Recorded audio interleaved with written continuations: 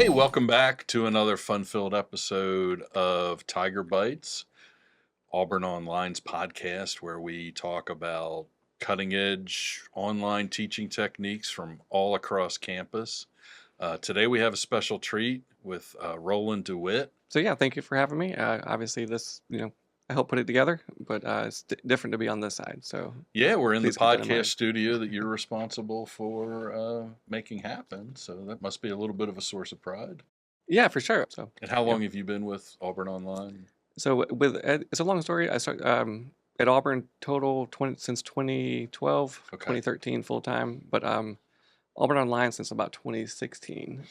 It's kind of a back and forth from Big U to Auburn Online to Big U / Auburn Online. Right. But that's just some details there. Yeah. But yeah. So almost I guess 11 years as of May 7th. Also, I always like to brag on you the fact that you, on your own time, taught me how to edit video, which, a lot of, let's be honest, a lot of university employees would not, on their own time, help somebody else learn a new skill.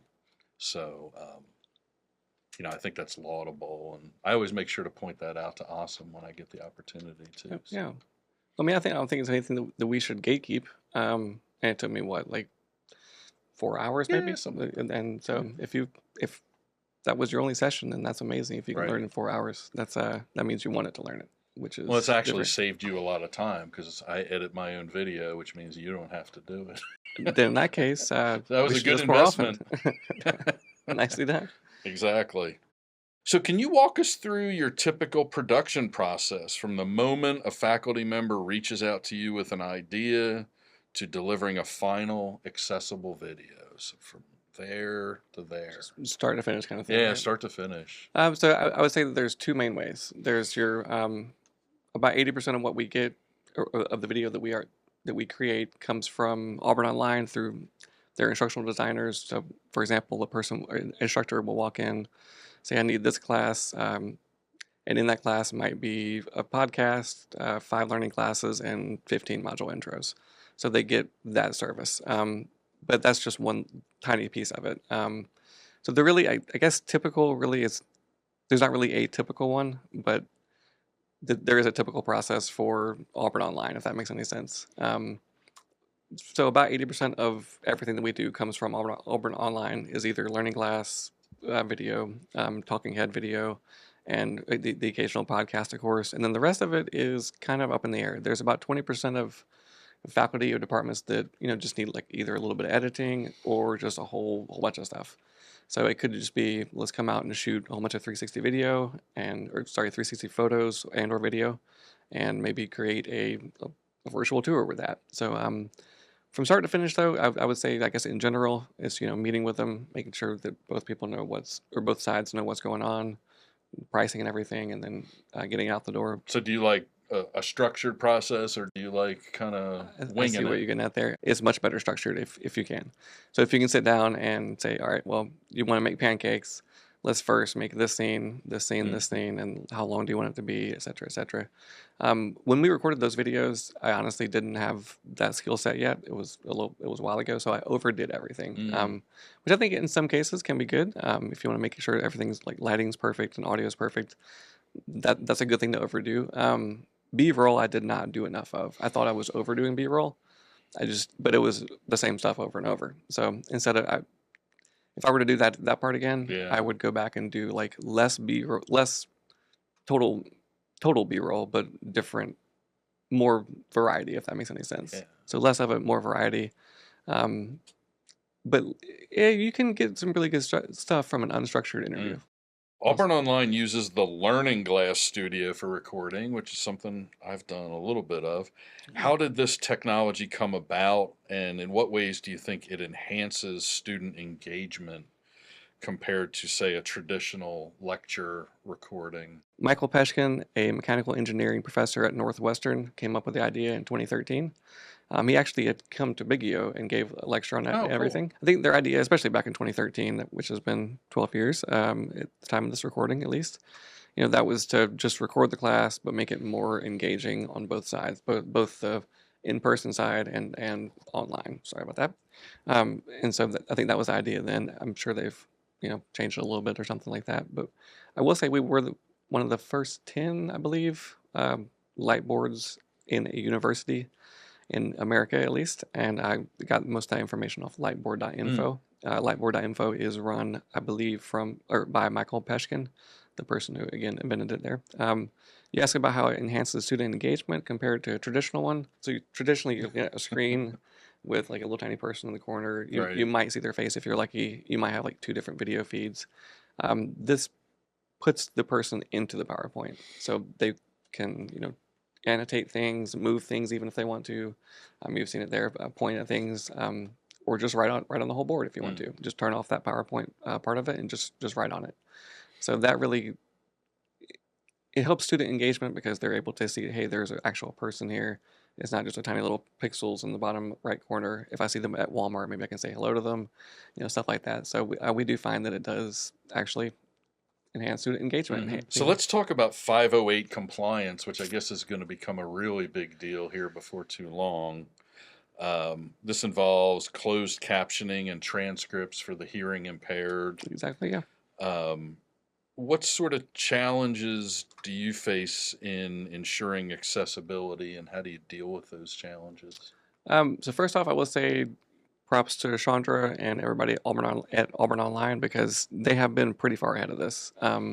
Ever since they started in 2016, they provided not only corrected subtitles, but also a transcript, which is not really 508. That's going above and beyond 508. So at least for us, it was a lot harder in 2018, 19 because those transcripts if you uploaded, for example, to Panopto, you're gonna have to go in and fix every word almost. After the pandemic, though, and with AI coming up, it's like 99% accurate. So you might have to go in there and correct a word like Auburn University somehow shows up as Albany a lot. Okay. So like just very, very minor changes. And so that it used to be like a real like, oh no, we have to do let's take another 3 hours to do all this again. But now it's the click of a button and we have a person just go in there and double check it, make sure it's correct, and then export a transcript. So it's honestly a little bit scary how good that is. So do you customize your audio video approach based on discipline, say between a STEM lecture and a communications course? And what sort of variables would come into play dealing with that variation across different disciplines?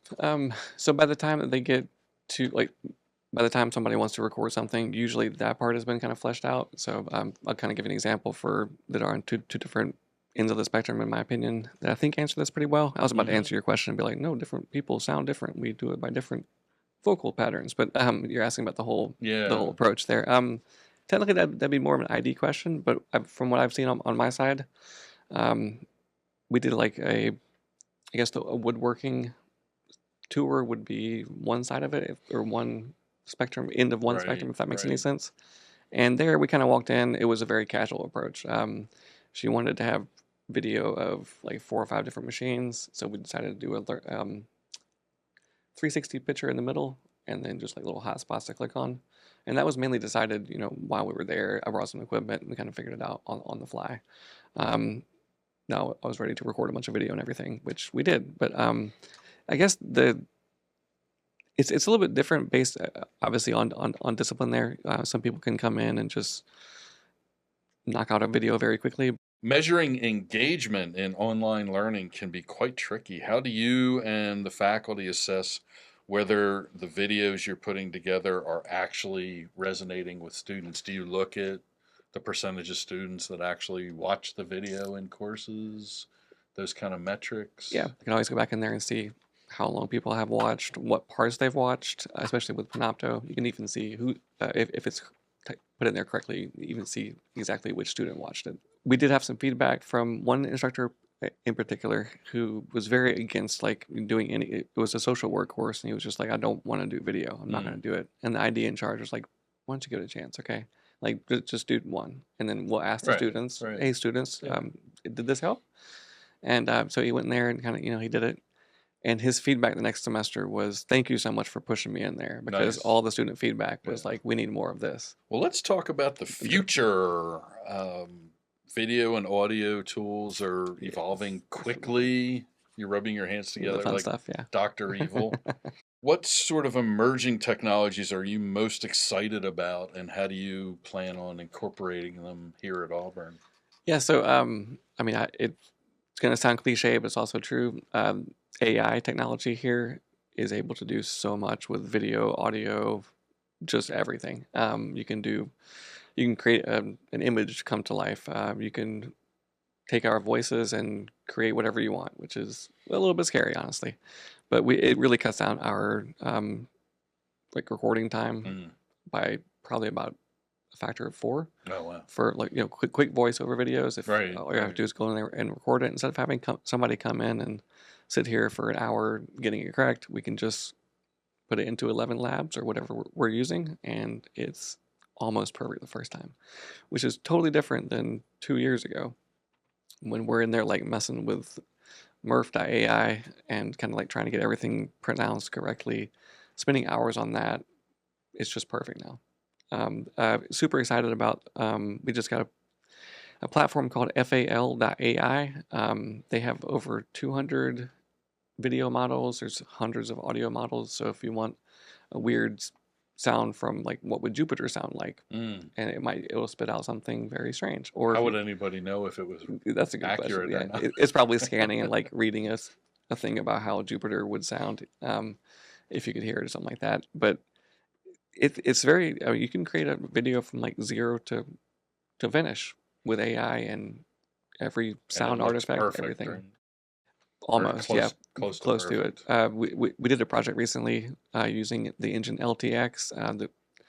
The engine's very good, and it's got the hands down. It's just a little bit the the mouth part's not quite Mm. perfect, but give it a year and it's gonna be like literally perfect.